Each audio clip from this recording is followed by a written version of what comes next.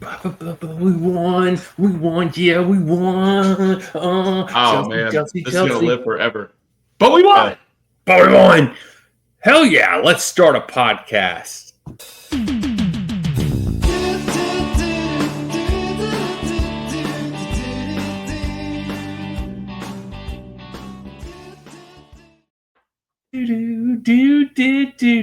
Chelsea are the world champions, and we beat Liverpool. Hey, give them one of these to slot and Van Dijk and grab him back. I should probably stop shaking my beer up so much, or else.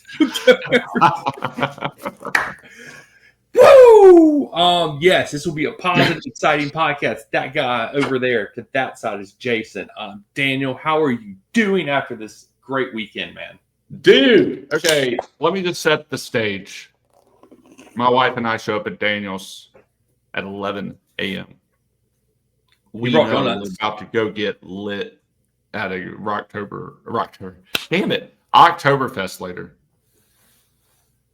We're settling in for what I have predicted, mind you, as a 4-1 loss at the bridge.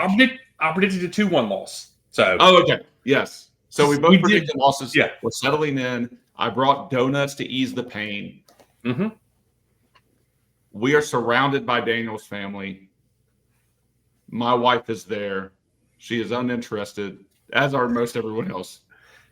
Yes, they're casually keeping it going. Yeah. Making fun of us for our observations about the game. Yes. 96th minute. We go wild. Daniel's dogs go wild. Nobody knows what's happening because they were looking at their phones. Yep. But they felt the energy. We knew.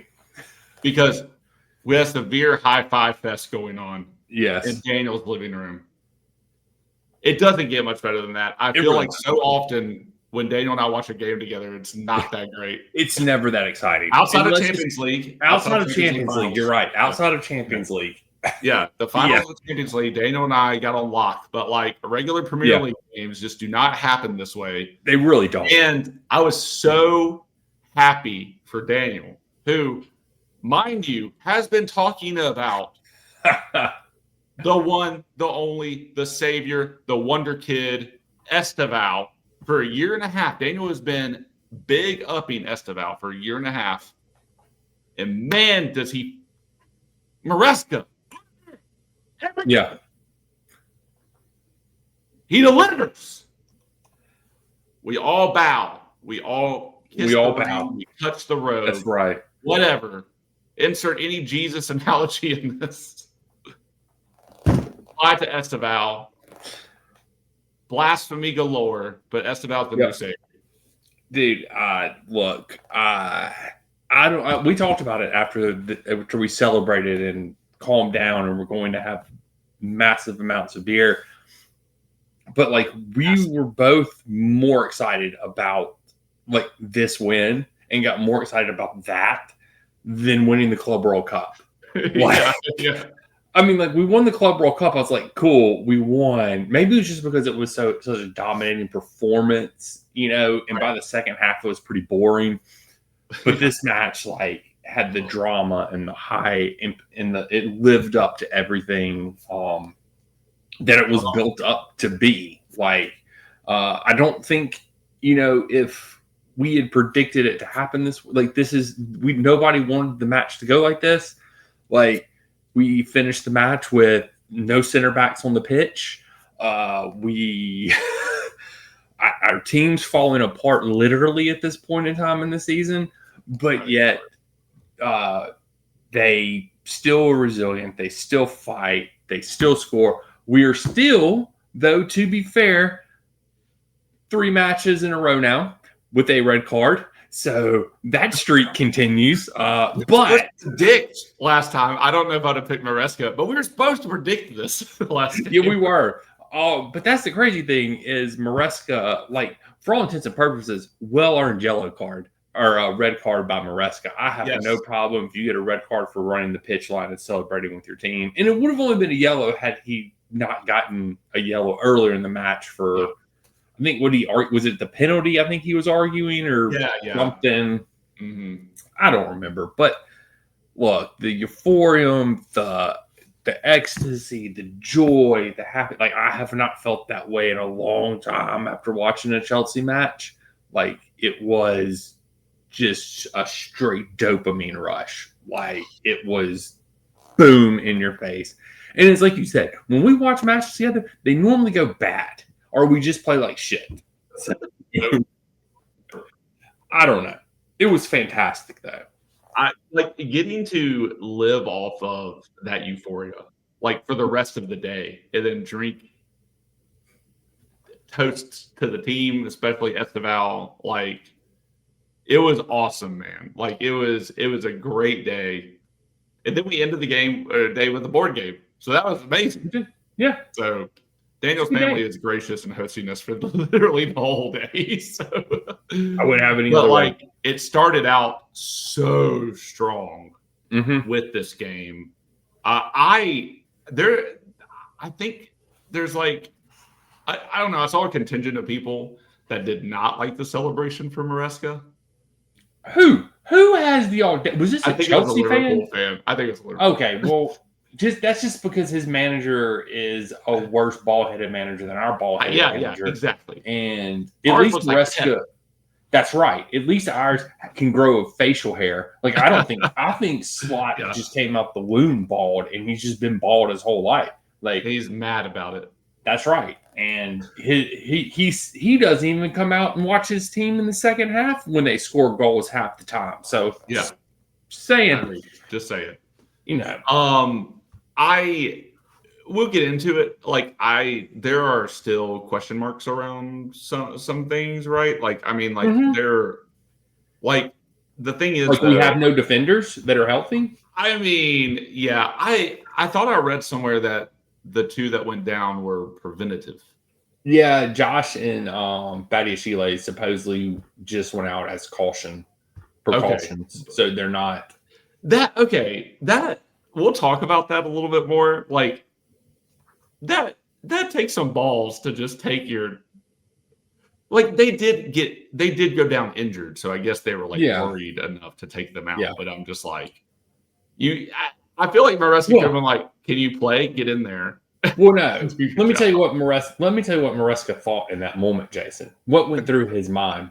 He goes, "Oh shit! If these two guys are hurt, I gotta go dig DCC's dead carcass up from the bomb squad, and I gotta play him in matches after the international break, and then we really will have no hope of winning matches because a DCC plus Bob." Like worst combination of morons that you could have in the back. Like, we're about to put one of our two keepers that was on the bench, or the 17-year-old non-defender that was on. Yeah. Oh no, was he a defender? I don't think he was. I think he's a defender. Okay. Okay. Defender. Yeah. Those were our options by the end of the game. Yeah, it was not like. Look, that was. I don't know. Like, I feel like it makes the loss, like the win for us, even better, and the loss for Liverpool worse because they literally couldn't score against a right back and a left back playing center back, and Gusto being our right back at the time. Although Reese has played center back in a back three before, so sure. Reese, I'm fine with. And Hato looked fine back there as well. Like neither one of them looked bad. It's nice that we have backups for the backups. It is. I mean, like Badiashile is the backup to the backup. Yeah, and then, like, I know. We were like 7 deep already in who we want to play at center back. Like that's insane. We should talk about the lineup. Well, I do want to make one point that we're in this situation. But because Bob thinks it's okay to punch his own players in the face and give them concussions. So let's just throw that one out there that we're down a center back literally because Bob punched one of them in the face. I mean, that's true. Our first choice blew his knee out. Mm-hmm. Yep. Fat Fana is barely healthy. Anyway, finally gets in and Bob punches him. Tosin's injured. Tosin and Chalaba are Maresca's preferred, right? Yep. Chalaba's So red then- carded. He couldn't play. Chalaba's red carded. Tosin's injured. Pat Fana's got a concussion. Yep. So we're down to Batty Shield. Who was just coming back from an injury. Who was like just played coming like not even a whole match yet. So yeah, and then Josh, who we've been trying to get in for like the entire year. Yeah, that's who it was. Only for Reece James and Hato to just both come in from their respective positions a little bit and finish the match. And we still beat Liverpool. We beat Liverpool with no center backs on the pitch. That's how I'm going to beat like. Hey, we had to hear about how our literal collective team was it the FA Cup final? Yeah, when we lost to the kids. I don't remember. It was one and of we those lost finals. to Liverpool's kids. I think it was the EFL final. Was literally the younger team. And we got to listen to that shit. That's true. We did. Forever. Oh, that was frustrating. That was, yes, that was. But then again, that's the pundits, and we know them. So, yeah. But yes, Jason, tell us the lineup because let's do. I mean, like, I don't know. We didn't finish. This lineup's insane, by the way. It's insane. I had my issues with this lineup when it came out. So yeah. Like, okay, it is insane. Here's the lineup. I'll go from the back. Bob, already a red flag. I mean, might as well put Willie in at this point. So, dude, if only I'd feel better. Although Bob wasn't terrible. Yeah, but he does still do the Bob shit.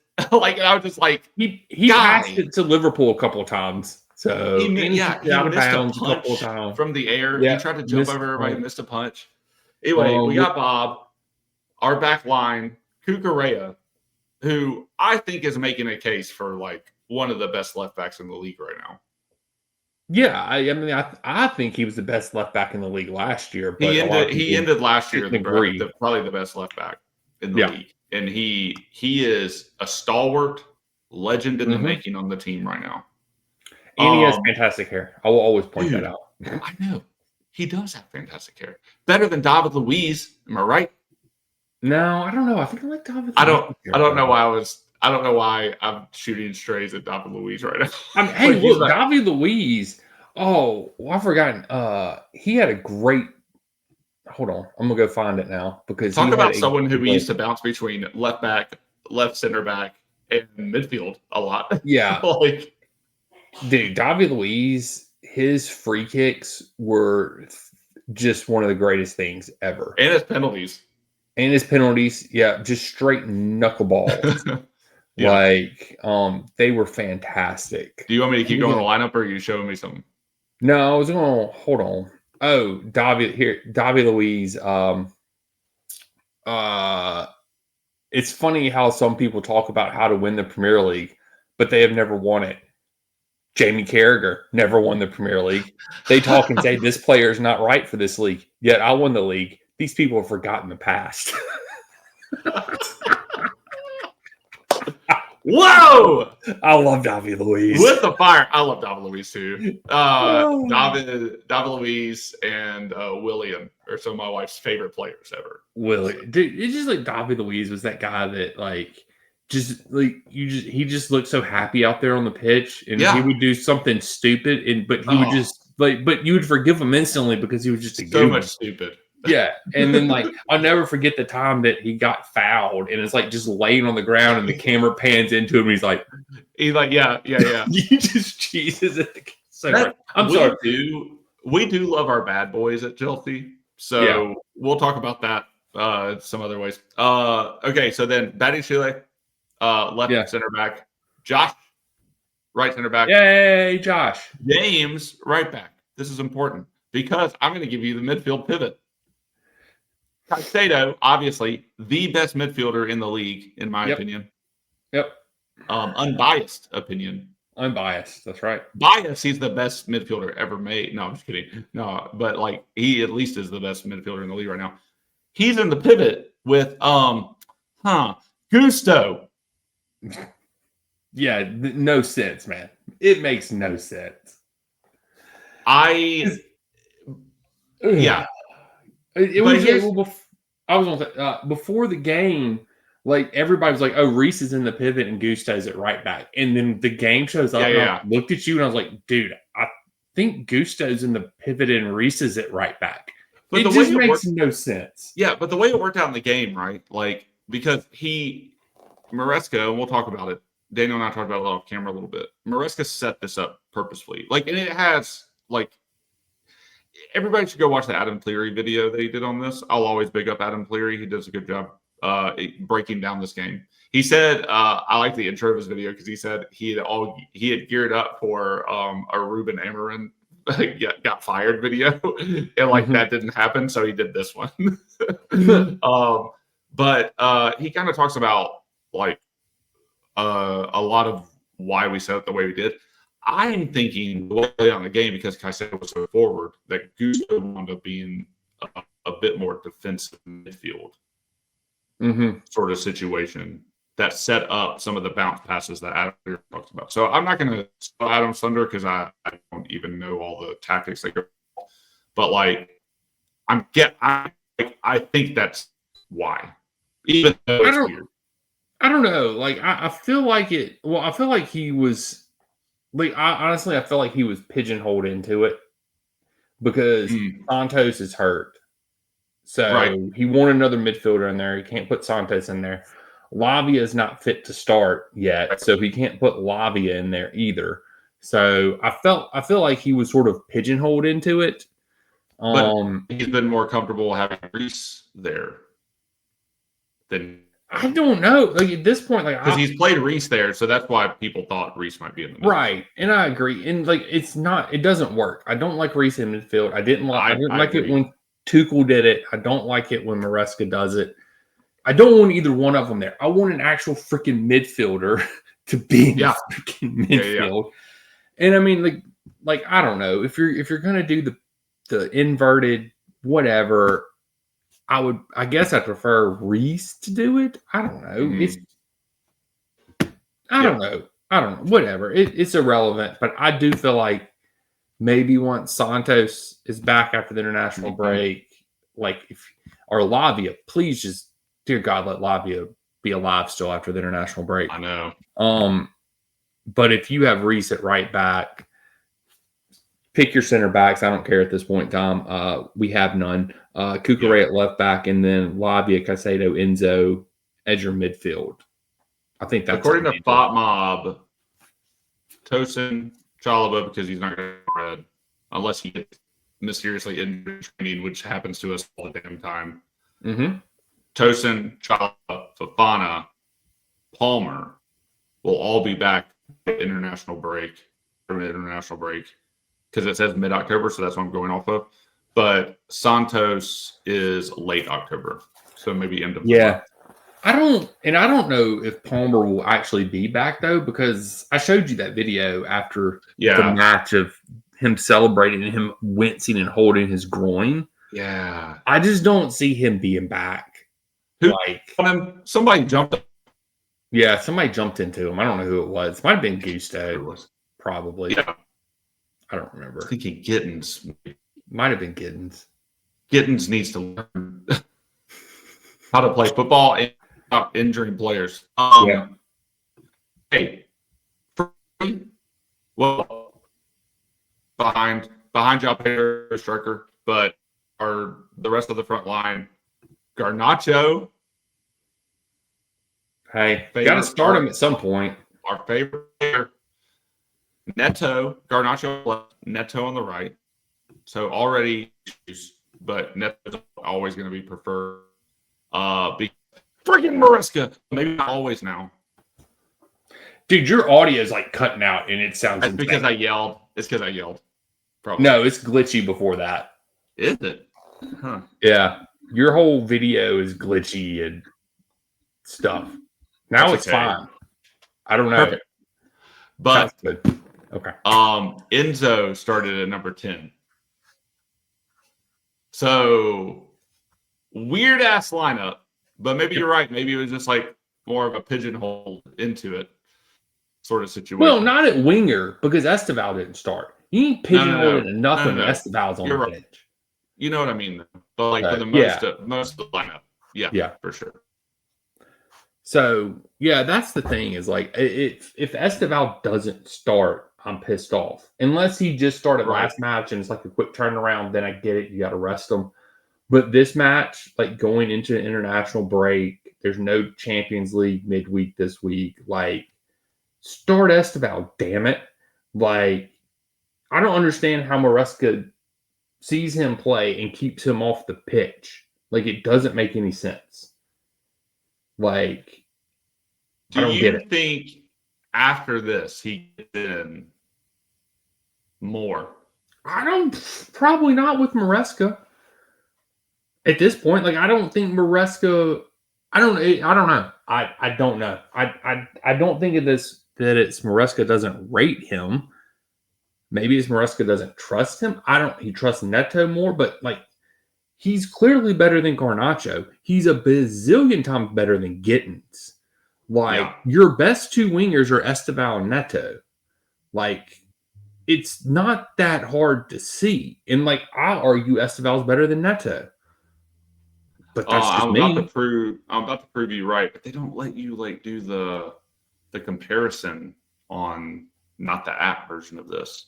Neto so far 512 minutes, 1 goal, 0 assists. Has started all 7 matches. Estevao. I'm just gonna show you. 265 minutes played in the Premier League so far. 1 goal assist, has started 4 matches. Has only played in 6. Yep. So already with half the minutes, Estevao has 1 more assist in the goals at the moment. Yep. It just statistically speaking, he's a better player. Like I think Neto's defensive work rate is good. But Estevao tracked back at the end of the match and he's done it a couple of different times this season. There was a big time where Liverpool was pressing at the end, and he tracked back, and I think it was Gapco, and he just straight up came in from behind and picked Gapco's pocket and just turned around and started dribbling back toward our end of the pitch. Like he tracks back, like so. It's not like he's a lazy ass winger and doesn't do any work off the ball. So. Yeah. Solid. Excuse me. I was going to say Hazard, but the only knock on Hazard. Those last few years. Yeah, that was the only knock ever on Hazard. I love Hazard. Hazard walked a lot, unless he had the ball at his feet, and then he gets a little burst. Maybe he was conserving his energy, Jason. Conserving his energy. I mean, he did solid. He was, to be fair, Hazard was carrying around a dump truck in his bag. So, dude, that dude. You can only do so. I know. Amazing. When that's what you're, when that's what you're packing. That's right. I don't know. But yeah, I don't know. I wasn't a fan of the lineup. We talked about it when it came out some. Not the best lineup. But, at the same time, I think Maresca was pigeonholed into some of this stuff. So, I don't know. Since we watched the game together, I can tell you exactly what I said when you sent me the lineup while I was driving to your house. I sent you a very quick while I was on the road. That sucks. Yeah. You gave me a that sucks. Spell out completely. Yep. I didn't even use X. So yeah. I don't know. But I guess we can move to Caicedo's goal since that was the first one. I guess the first 10 to 15 minutes, we sort of weathered a good bit of the storm from Liverpool. Like they did have a little bit of control. But for the most part, it was, and then we gained a solid 30 minutes of control though after the first 15. Yes. Or 25 minutes, because at one point we looked up and we had 60% of the possession. Yeah. But then the last 10 minutes of the half, I think they got it back down to where I think it was 51-49 at half or something like that. So I don't know but for a large chunk of that game, we controlled it. And then Caicedo just with another. I mean, he only scores bangers. That's just all there is to do. Yep. Yeah, he just scores bangers. If you step off of him, Van Dijk, while he is centrally located at the top of the box, he's going to score it. Yeah, pretty much. That's what he does. It's what he does. Yeah. He has done that so many times over the last couple seasons. It's crazy. It is. It is. And, like, he's getting better. Like, he does that when you watch him play. Ecuador. When you watch him play for Ecuador, he's a lot more ball carrying like that. Yeah. Like, and I'm glad that we're seeing that at Chelsea now because I think it adds another dimension, another dimension to his game because he's already, and I think we talked about this right before we got on the podcast about how, I don't think there's a better midfielder in the Premier League. Yeah. And I think it's been this way for 2 years now. And I know people will say Gravenbach, Declan Rice. Look, Declan Rice can get some good free kicks and he's really, really good. And then nobody is better at the world than passing the freaking ball backwards than Declan Rice. I swear to God, that's all he does. Like, he doesn't do anything progressive. Just go watch Declan Rice play. But he's the best, Daniel. I swear. I think Declan Rice is one of the most overrated midfielders in the Premier League. There's about 5 guys I'd rather have on my team than Declan Rice. 6, maybe 7. I could just name a shit ton of them. I'll take Fat Zoe. I'll take fat and out of shape Enzo before I take freaking Declan Rice on my team. So, yeah, that's a whole nother rant. But the thing is that ball carrying Caicedo, hitting bangers from outside the box Caicedo, just makes him even more of the best midfielder in the Premier League. Like, there is no question about it at this point. And there's people are just now catching on to this. And Chelsea fans, I feel like we've been saying this for 2 years now. Mm-hmm. Just like we've been saying Cucurella is the best left back in the league for 2 years now, or going on 2 years now. Yeah. And nobody believes us. And now people are actually seeing it. Like, this is what we've been telling you. This is what Caicedo has done for the last 2 years at Chelsea. Just does this every freaking match, and nobody pays attention. Fun stat. He has more. Fun stat, and then I'll turn the floor to you. He has more Premier League man of the matches this year than anybody else in the Premier League. So, mic drop. Boom. Yeah, I didn't mean to interrupt you there. No, it's fine. I'm looking at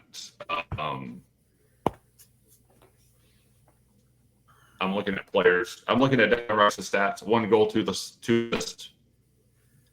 And Gravenberch, 2 goals, 1 assist. They played about the same amount of minutes. Caicedo played about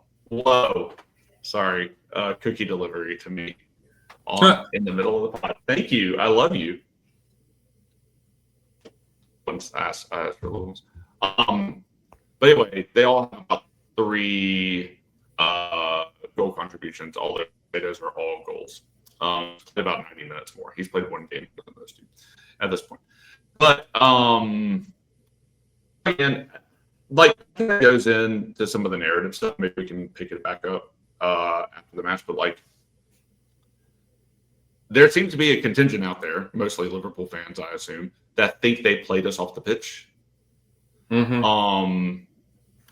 And I don't know how we ended our expected goals lower than they did, because we have like one expected goal in this match, and there was like several chances that we had, and I think our chances, arguably over the course of the game, are way better. Mm-hmm. Their chances, but there's a contingent out there that thinks Liverpool played us off the pitch, and then this became more about the Liverpool losing this match. And I'm with you. Like, there are points in every match. It doesn't matter what point where you have to weather it. Mm-hmm. I think we spent the beginning game trying to figure out their press. Mm-hmm. The problem is Liverpool don't press together. So all of the front people press, and the defenders are lazy as shit. And that's why you can get at them, because their defenders are. Van Dijk seems comfortable lazing off this season for some reason. He's just getting older. Like, he's lost a step, and people don't want to say it, but and Salah has too. Salah, they wanted him to play some defensive duties in this match, but what's weird is that they told him not to run.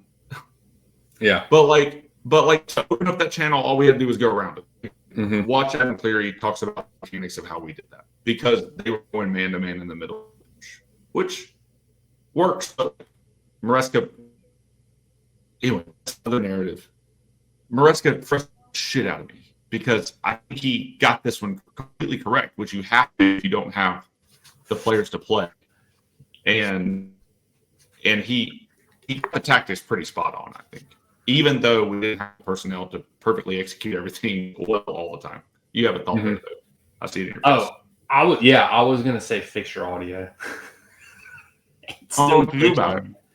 Huh? I don't either. I hate it. Let me just switch. I did have a thought, though. Well, take the thought while I switch. Okay. Thought.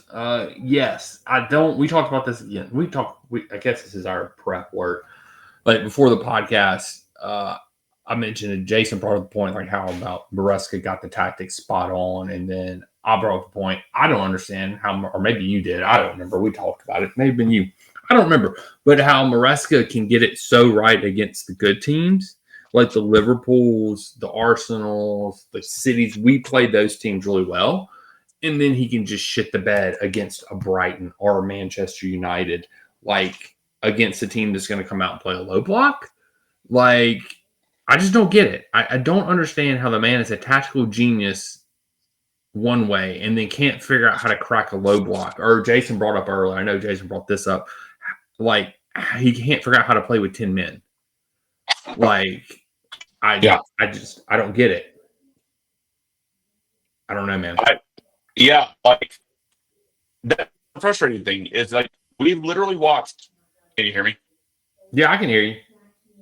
I've switched to my AirPods. But he, and like, people keep talking about how we lost. Don't mention that we lost with 10 men, right? And like, Right. if we finish the Man U game with 10 men, I don't think we lose. We finish the Brighton game with 10 men, I don't think we lose. Oh yeah, I would agree with that 100%. And yeah, that is frustrating, because we watched Maresca get better tactically over the course of last season through the summer. Mm-hmm. Yes. Only for it to, like, kind of fall apart when, like, he needs to adapt in game. Mm-hmm. Because to your point, like, he sets us up pretty good most of the time, I think. And like, I tend to, like, trust him more than I don't. Mm-hmm. Except for this little blip of games that came through that were like, the dude had no backup plan for what would happen if like we went down to 10 men. And like, what's crazy is, like, the 5 of the last 6 games I think we lost to 10 men. Yeah. Or lost with 10 men, right? Yeah. So it's like, dude, like, learn from this and figure it out. But he does. He shows up in really big ways for big games, and like you said, and I was fixing my video, so maybe you said this now, but you definitely said it for the pod. Like, he can't break down low blocks. Mm-mm. But if he knows a team is going to play open and they're coming at him, he knows exactly what to do. Which is why we always pray that a team will not low block us. Yes, you know, and. Like, I don't even, because the Benfica game was kind of open. We're playing the open games a little bit more than, or a little closer than I would like, because we're not scoring as much as I would like. Although I think, I haven't looked at the table in a while to see where we are in terms of goals. I don't think we're as good as we were at the beginning of last season because I think we had like a couple like really big wins. Yeah, that was the Wolverhampton match. Was at the beginning of last year or Wolves? Yeah. Wolverhampton when we beat Wolves. Yeah, that was the beginning. So with 11 goals right now, 2 other teams have that. The teams above us, Palace 12, City 13, Bournemouth 14, Tottenham Hotspur 14, Liverpool 15, and I'm looking at points. Sorry, I could be looking at goals. Holy cow, what are we doing that? Okay, I was saying this. We have scored 13 goals. The only other teams that have scored more, Brighton have scored 10 and led in 10. We've scored 13, led in 9. City 15-6. Bournemouth 11-8. Tottenham Hotspur 13-5. Liverpool 13-9, so same as us. And Arsenal 14-3. So Arsenal doing what they need to do at the beginning of the season, but we've seen this before. But anyway, back to the first half. Decently solid. It was when Anthony Taylor is reffing the game, when you're going up against Poole, when it's chippy and when both teams are playing full out, things are going to happen. And Caicedo was the difference maker in the first half, I think. Oh yeah, for sure. He definitely was, and I mean, like the thing is like there's no way that I figured we'd shut Liverpool out. So like when they scored, didn't shock me. I'm like, well, that was sort of, saw that one coming. Yeah. But so that's not all that shocking when you see them score, but it is what it is. And I think that, our defense is going to, if we keep a clean sheet, it's a miracle. It means Bob probably played the best match of his life. Like clean sheets in Chelsea aren't really synonymous these days. Right. So it is what it is, but whatever. But then, I mean, let's just skip all the hubba flubba in the middle and let's just go to the freaking end of the match, Chase, because that's really, really honestly. So what you want to talk about? Outside of Caicedo being the best midfielder in the world, and that Maresca tactics great, but I mean, like this match was clearly about the music that they played after the Estevao goal. They just play music in the stands now. We're Americanizing Chelsea. I'm just kidding. This game's about Estevao. I was just having what kind of music did they really play? Yeah, they play music now after we score goals. Reddit was having a meltdown today about it, which I agree with them. It is definitely the Americanization of football, which I hate. So I'm glad that we were watching it on TV and didn't get to hear that. Yeah, I've listened to a couple of the clips from it. I don't even know what song it is, but yeah, you can definitely hear it in the stadium now. But Anyway, I digress because this is clearly about Estevao. Not just Estevao, because I do want to make this point clear. The build-up play to that goal was, it's probably 6, 7, 8 passes, and we literally just ran right through them. Like passed right around their attack, right through their midfield. Cucurella drove down, passed it to Gittins. Gittins passed it to Enzo. Enzo dances around, finds Cucurella, and Cucurella puts a beautiful cross into Estevao, and he slides and kicks the ball in the back of the net. So all around, like it was a beautiful goal. Like there was none of that. Like I feel like when we do that, we're good. It's whenever we sit there and tick-a-tack, pass it backwards 50 times, and we think about stuff too much. Like they weren't thinking. They were just trying to get the ball in the back of the net at that point in time in the match. So, I don't know. And then Estevao scores. First Chelsea goal in the Premier League. An amazing feat. And I think the thing that sort of threw it over the top was the celebration at the end was just like in my living room, clearly at the bridge. Maresca running down the touchline to celebrate with the players. Very reminds me of the Conte stage dive into the stands whenever we were back in the day. I love my manager to have that kind of passion and to see that come from Maresca. Like he went up a few points in my book yesterday. Never been on the Fire Maresca train, but I was on the this guy could be better train. Yes. So, but I do feel like he's working behind the 8 ball now with all the injuries we have. Anyway, he showed up, had a great day. I ran down the pitch, grabbed Estevao. They celebrated. Celebration seemed like it lasted forever. I don't know if that's I don't know what it was, but it seemed like it just lasted forever, and it was great, euphoric. Loved every minute of it. So I don't know. Estevao is here. He's here to stay, like for at least a couple years. So yeah, I don't know. It was just the perfect ending to the match. Like, besides our center backs getting hurt, not having any of those on the pitch. Yeah, Lavia was on the pitch at the end. Remember him, Jason? Great guy. I do, barely, but I remember him. Barely, yeah. He's apparently real again. It's nice to have somebody that you can bring on defensively like him at the end of the match to put next to Caicedo to sort of shut things down. So, I don't know. At the end of the match, they didn't give up. And now I'm back on the Chelsea hope train.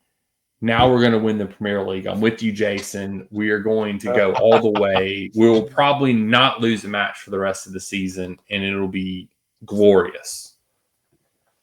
I hope you're right. I'll just say the second half was more of the same, except for when our center backs went down. I really thought Liverpool were going to come at us, and I think they missed a big opportunity to even gear up. But they just looked lazy, and they looked like they were tired and not with it. Apparently, is there some Van Dijk twerking going on? Yeah, because when Caicedo was dribbling and went to score, he like stuck his butt out and tried to block the ball. But he did that at another. There's another clip of him from another match doing the same thing. But the Chelsea will just freeze it, and it was like he's just popping his butt out when he's. It's great, brilliant. Yeah. I like to go back to the goal, man. Like, how often do we watch a build up to a goal that goes to nothing, especially off of a cross?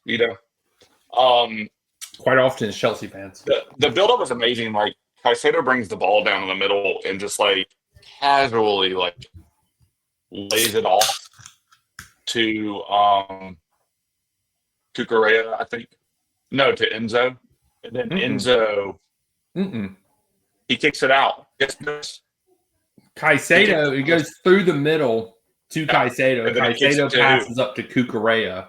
Cucurella dribbles down to Gittins. Gittins passes to Enzo. Okay, Enzo dribbles. That's what I'm saying. That's what I'm trying to say.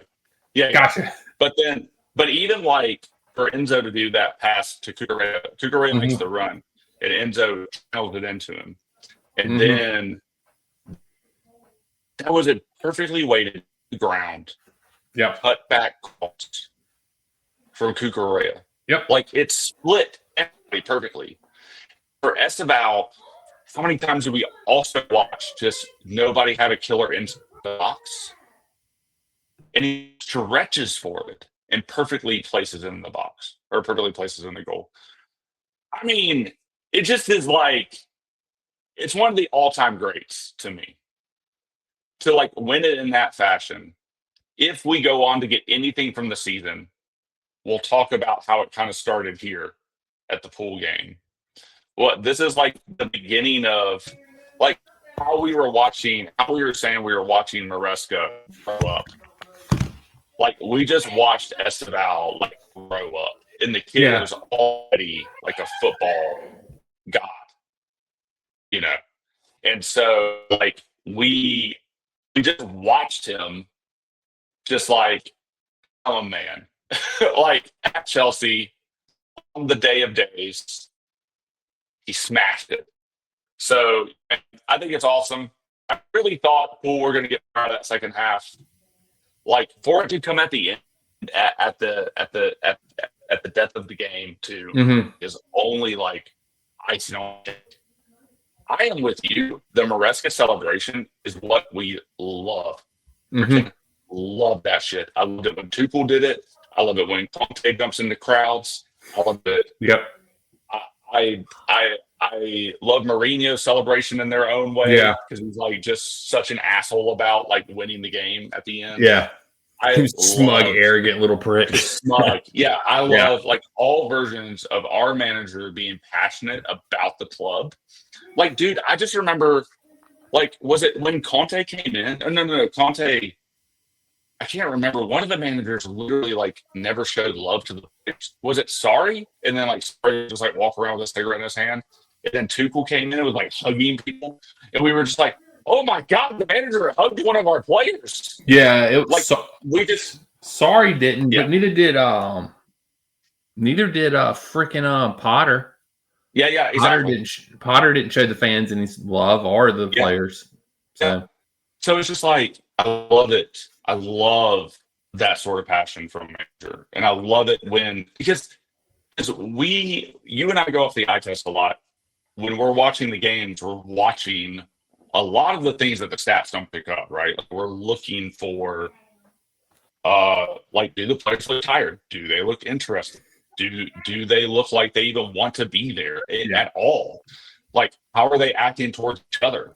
What is their body language when they miss a goal or they make a bad pass? Like, like Estevao lost the ball, like at some point. Like, I mean, it wasn't like all perfect for him, but he lost the ball at some point, and then just felt like, and then just ran. You know, it's just like there's got to be like a good culture where you know you're supported, even if you're making mistakes, and you better have a good culture at Chelsea because every freaking body's making mistakes off the ball because we do not do basic fundamentals well, and we have for years and years, and I do not understand. But to be able to make a mistake when their players step up and then still supported and then still have energy, like when the big moments come, or like to even get to a big moment, I think it's huge. And then for the manager to do that as well and set the tone from the top, like I love that shit. I want every manager. I want our manager to celebrate that shit all the time. I would have been annoyed if it wasn't my. I hate it when the other teams. Yeah, like, I hate it. I've always hated it. But yeah, man, I truly loved that it was Estevao. Like we've been waiting for so long. Yeah, or what feels like so long. He just got here, but like waiting for us, it's been a year because Daniel has been like driving, like conducting this train, like for over a year about Estevao. Because we would have so many podcasts last season where you were just like, "Hey man, don't worry, Estevao's coming next season." Yeah, like, I wish that I like had fortitude to go back through every single one of our. We need a producer to go back through and one day when we get big enough and get them to do a super cut of you saying that every time because it was almost every podcast. And dude, for it to come to fruition, yeah, exactly. But for it to come to fruition yesterday or Saturday, while we were together, for that type of goal, and then the thing that really got me emotional about it was watching all the players celebrate with us at the end of the game. Yeah. Pedro almost gave Estevao a concussion because Estevao was just like laying on the pitch, just enjoying the moment himself. And João Pedro in his big puffy coat, Chelsea went puffy coat this year, comes in, grabs him by the jersey, just like shakes him up and down on the ground. I was like, yeah, you hurt him. Yeah. But like, he's just laying I mean, but like to watch everyone just like come around him, like that's the support I'm talking about. Like, yeah, I think everyone loved it for him, and like that is just so cool to me. Like, so yeah, it was a great ending to the game, man. Like that's how you want the games to end, especially if you're on the winning side. Like that's how you want. And every single person that I've heard talk about the game, although I think the narratives around the game have gotten interesting, because it just became more about Liverpool losing and not us winning, and not our 18-year-old. We only care about English 18-year-olds from Fulham. Josh King. Yeah, and how he gets robbed. But our 18-year-old actually scores something, and all anybody wants to talk about is how Liverpool lost the game. That's bullshit, man. Like, go look at the stats. Look at how Maresca set him up. Look at our energy. was consistent throughout, which is something we have been critical of in the last several games because we have not been a second half team since the season started. I don't know, man. Maybe some of the cops that are gone. I'm with you though. Like I'm more on the Maresca train now than I ever have been, even after some of the hiccups of the season. Yeah. But like it's getting easier to trust him, especially when you watch him set up for this or you watch him set up for PSG, right? Like it's getting easier to trust him. We've got to be a clinical team that can see out a game. And that is the next step. And he's got a freaking plan for 10 men. That is our Achilles heel right now. I hope that doesn't happen anymore this season. I don't think I can take it. I know. It's so annoying. But, like, to win this game in this fashion, to see it out. Yeah. Anyway, man, it's awesome. I loved it. I loved every second of it. I thought it was amazing. I'm still, like, it has been a long time since I've just enjoyed a win. Yeah. Like, and I've gone through and, like, watched all the things and, like, just let it wash over me and soak in. Like, because normally I'm dreading the next game. And it's just been that way for so many years. But, like, I actually enjoyed this one. Just so happy for everybody, especially Estevao and Maresca, who, if you watch the two Robbies talk about the game, they talk about at the top of their show. And they're talking about, like, Robbie must have, like, really, really, really likes Maresca. I didn't know that until I watched this, but he was like, if you're like me, you get really nerdy in football, like, I really like Maresca. And so I thought that was kind of interesting. So I want to dig deeper into that a little bit. But like, I feel like they're some of the only two that really gave Chelsea their flowers outside of Adam Cleary. And everybody else just got wrapped up in the narrative of Liverpool crisis. And so I think this game is bigger than that. And I think it's bigger for us for the season, like going forward. And I hope we can capitalize on it in the same way that I was hoping we would after the summer. That hasn't happened. Yeah, that was going to be my point, is that I feel like this can be a catalyst to propel us for the rest of the season. And I think you're right. If we're going to have a very successful season, we will look back on this match and say that this was the turning point of our season, even though we're only 7 matches in. Yeah. I do think we will look back in a very important this match will hold a very important significance to our season if we continue to go forward.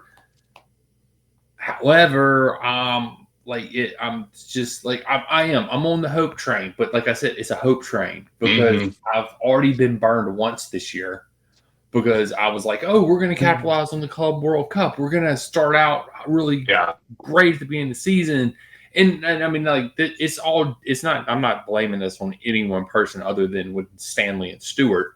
It's 100% their fault. Nobody else has any blame in this except for those 2 idiots. But, like, I mean, like, you can't count for injuries. Like, we've had a ton of them already. Like, we have 1 striker right now. We had to already freaking recall a striker from loan who doesn't even play. But he has a beard now and looks cool. So it's like all these things have happened that have contributed to us. We've been very undisciplined at the beginning of this year.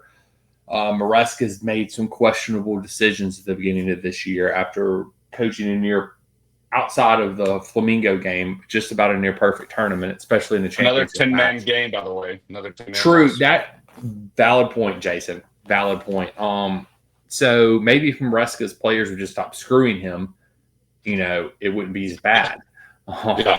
So it's just boneheaded decisions, not mentally tough enough. But this match, if we go on to have a good season, I think you're right. We will look back on this match and it'll be like, that's the match where they learned to win matches. That's the match where they sort of overcame the, like, whatever was holding them back. They overcame at that match. And so, I don't know.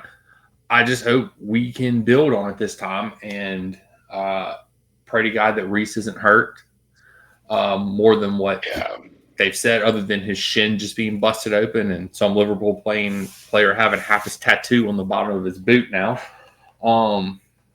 So crazy. Yeah, and just hopefully we can get these players back from injury. Hopefully not Josh and Badiashile aren't serious, and Chalaba will at least be back after the international break. So I feel like we're catapulting and we're going in the right direction. We just have to continue this momentum going forward. And I do want it to be known, Jason, that Estevao played a whole 15 minutes in this match and had a higher rating than Neto did. I'm just in Garnacho. Parting thoughts. Just just throwing that one out for us if you listen to this podcast. Point well taken. Yeah, it definitely those two are Estevao better than both of those bozos.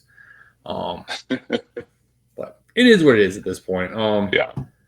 I don't know. Who do we have coming back out the international break?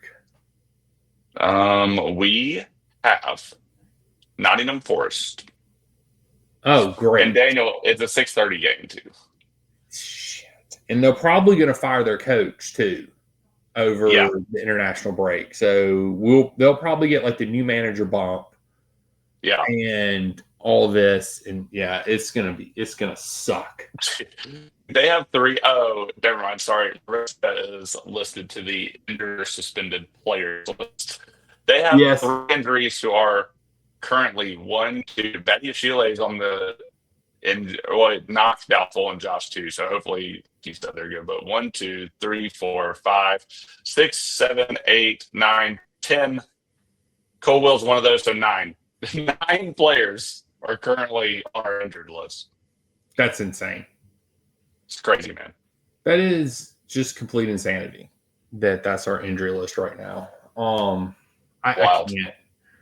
I can't. They don't even have Reese on there. We don't know what his injury is. It just says a leg injury mid-October on Fob Mob.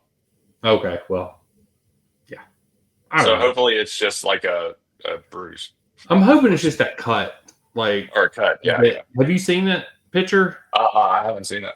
Oh, yeah. He, after the Liverpool match, he posted on his Instagram, he has, this huge gash going down his shin. Oh.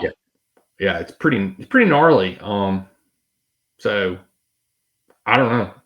He's not playing in the England qualifying. No. Nope. They did not call him up.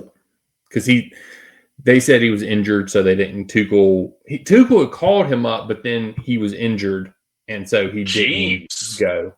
Yeah, that's disgusting. Yeah, it's a pretty gnarly cut, man. He's gonna have to get his tattoo touched up. I know he is gonna. I mean, that's what I'm saying. His tattoo is on the bottom of somebody's. Yeah. I think it was Silverslaw who did it. I didn't see the tackle, but apparently it was a pretty bad tackle.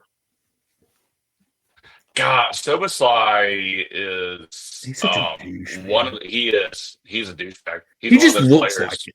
He is. He acts like it too. Like every single thing is never his fault, and all the shithousery he does. But he's just a dick. He really is. He's such. Yeah. Oh man, but yeah. So do we? Do we want to make predictions for Nottingham Forest now? Or do we want to do it? Are we going to do an international break special? Are we doing movies or no?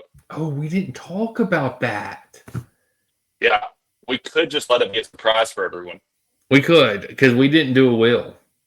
We didn't do a will, yeah. Damn it. We can talk about it off camera, and then it'll just be a nice little tasty surprise. Although I still have one in the tank. I was fixing to say we still have one that we haven't used yet from the summer. And I'm pretty sure it is. Isn't it a Halloween one too? It is a scary movie, if we want to do it. Yeah. Yeah. But then that means we're not recording enough to make a prediction. We're not what?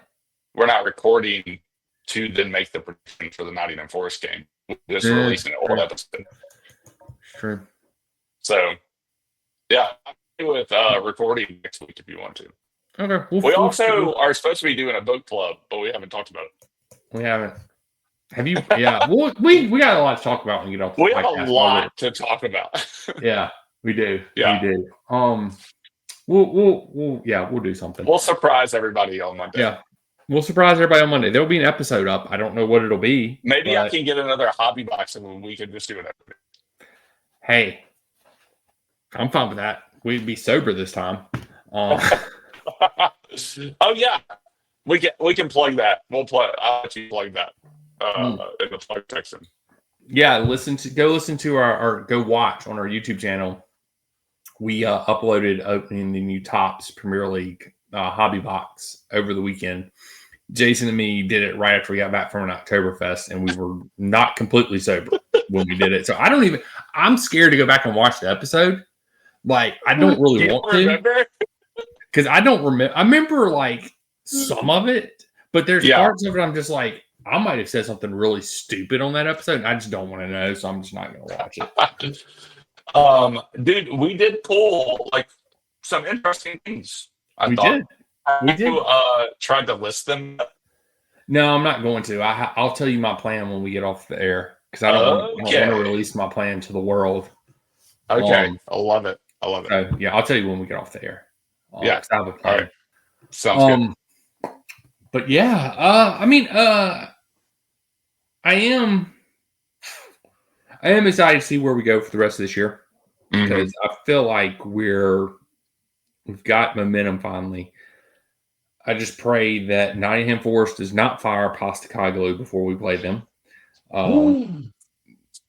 Didn't he just? Oh no. Well, I guess this season it's only been like 5 or 6 matches. He hadn't won one yet. Or yeah, I think he's lost like 4 and drawn 2. Why did they hire him? Because their freaking owner's a doofus and fired Nuno, who freaking got them to Champions League last year, and he's like, I don't like you anymore. You're gone. Whatever. I don't know. They have a spat.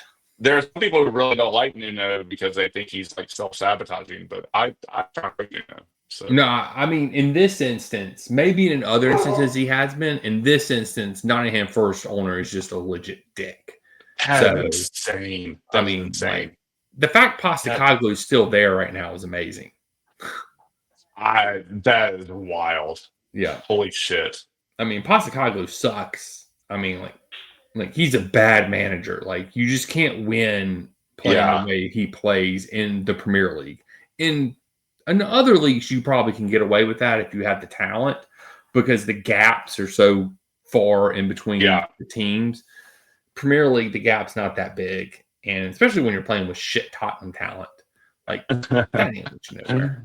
Yeah. Thomas Frank will learn that soon. So I mean, we'll see if Nuno can get West Ham out of the relegation zone. I definitely believe he can. They've already upgraded over Potter. Yeah, Nuno likes a project too, but he does. They did have a pretty poor showing against Arsenal though. But it's Arsenal though. That's the thing. Like, I mean, that's their first match under Nuno. Yeah. Arsenal's been with Arteta for 52 years now, and he still is yet to win a trophy. Dude, that's another thing though. This win did help Arsenal a bit, but I mean, it's a long season, so helping them in the 7th game of the season is like a stretch. But like, God, if they win the league this year, I'm gonna be so upset. But I'm still sticking by my prediction. We're gonna win the league this year, and that's all there is to it. I'm still sticking by my prediction because I think they've turned it around now. They figured some shit out. Look out. Man City is on the march, and it is about to get ugly for the rest of the Premier League, in my opinion. Their defense is still not great. Yeah. But if freaking Erling Haaland stays healthy for the rest of the season, God help us all. Well, and Rodri is the one that is he pulled some leverage for them, and he was out for a good bit of last season too. So he's out again. Is he? He got hurt. Okay. He literally played like the first 10 minutes of their match and had to be taken out. Don't worry about Man City then. It's all gone. So nah, they looked okay without him. So we'll see. I don't know, man. We'll see. Sticking by my prediction. I think we beat them though, because I don't think their defense is that great. So they're playing a midfielder right back. So. Yeah, Holland's like on a other level though. It really is. It's just sickening. That dude is terrifying. And that's the thing is like I actually like Holland as opposed I to a do lot too. of other players that Mhm. play for our rivals. I just don't like. Holland's one of the few that I actually do like and respect, and I enjoy watching him play because he just Well, plays yeah. like a freaking tank. Yeah, when you're Um, watching like one of the best just be one of the yeah, best, it's hard. right. It's hard not to just respect it. It is. It is. But anyway, yes, Chelsea will soon go top of the table. We will dethrone Arsenal. When do we play Arsenal? When is that match, Jason? That is a It's great coming up, question. isn't it? I'm going to. I thought I could get there faster. I think part of my mic issues or my internet is not stable right now, so I'm not Yeah, sure what that is. it's more of like your video, I think. I don't know. Yeah, hopefully the audio doesn't sound as bad as it does to you. We play Arsenal. Oh Holy gosh. cow! It's It's a way long down time. there. We play them November 30th. We play them after Thanksgiving.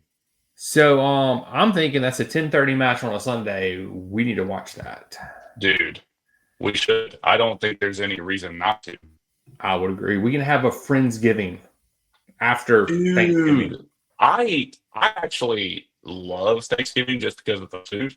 Because That, yeah, that, yeah. it's like the one holiday that's only you get together just to eat. Like the rest of them Mhm. have food involved, but there's a lot of other Right. shit. Correct. Like Halloween is more fun because it isn't as food based, Right. I think. But Thanksgiving is only food based. Like there Mhm. ain't nobody's singing Thanksgiving songs. So it's like I love extending it as long as we can have some pretty good grub. As long as it involves food. Yes, what you're saying. exactly. Exactly. Christmas comes with too many strings, man. It's got good food, but like, there's a lot of shit that happens at Christmas that I It's way don't want to too do all the time. many events. I love Christmas. It's my second favorite Yeah. holiday, but there's just way too many events at Christmas time. Exactly. It's like you So, think it's going to be relaxing, you just enjoy the Yeah. season, but like it's too commodified. and in the business that you and me both work in, we usually get a good chunk of that time Yeah. off. Mm-hmm. And so it's like we don't really get to enjoy it because we're Yeah. always doing Exactly. Yeah. Exactly. But Well, anyway. damn. But Yep. they play. Okay, I will just say this: Arsenal play Tottenham, then Bayern, then us. So that's pretty good. That is Mhm. like that's their week for us, and then that week I have to get to the damn fixtures because this is dumb. We We played play Barcelona before them. Burnley and then Barcelona. Yeah. But at least Barcelona's on a Tuesday and Burnley's before them. So maybe we can rest against Burnley and then Yes, so and the Barca game's at home.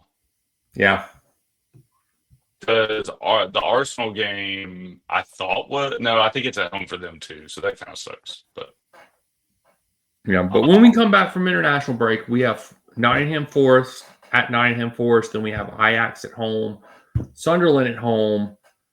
We go to Wolverhampton for the EFL Cup, and then we go to Tottenham at the beginning of November. So that is yeah, that's going to be October is going to be a Yeah. fun rest of the month, and Yeah. to November kicking it off with Tottenham at 12:30 on November 1st. yeah, It's going to be fun. it's there's no team that can't win in the Premier League on their day. That's the scary thing about it.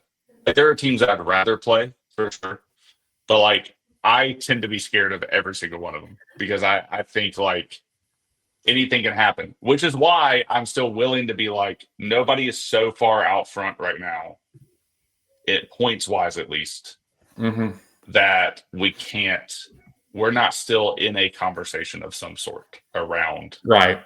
the top of the table. Not the very top, maybe, but at least top four. I would agree. And so it's going to be an interesting end of the season, going into the Christmas break, or not break, but the Christmas congestion that we're about to all face. It's going to be interesting to go through all that, to see how all that plays out. But I am hopeful, Jason. I'm hopeful. I love it. So that's all that I've got. I guess tell these people where they can find us these days. Yo, X, Substack, Instagram. Check us out in writing. Daniel is the one that maintains all that. I wrote one blog post, and I didn't keep my momentum going. So I'll take a lesson from Chelsea this week, and I'll find some things to write about. But for now, check us out in writing on all those things. We made it easy for you.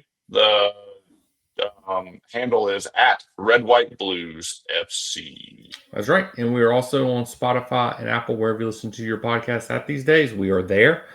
So check us out and let us know what you think. Get in the comments on the YouTube videos. And let us know what you think about the podcast. Check out our other YouTube video. We got some card opening videos on there. We have one this past week. I don't even know how long that video was, Jason. Like, how long? It was over an hour. Was it really? Yeah. It Good took us a God. month to go through the box. Oh my gosh. Like, And I didn't even read out every card. I was like, flip, flip. I didn't either. Like, that makes so much more sense now while my wife was texting me during that. Yeah. Going, hurry up. And I'm like, we were in there like 30 minutes. Oh, It's not. someone from your family slipped us a note on the door that said, hurry up. Yeah, didn't even know we were in here for an hour. That's crazy. That's crazy. But anyway. Probably hear the knock at some point when they did that.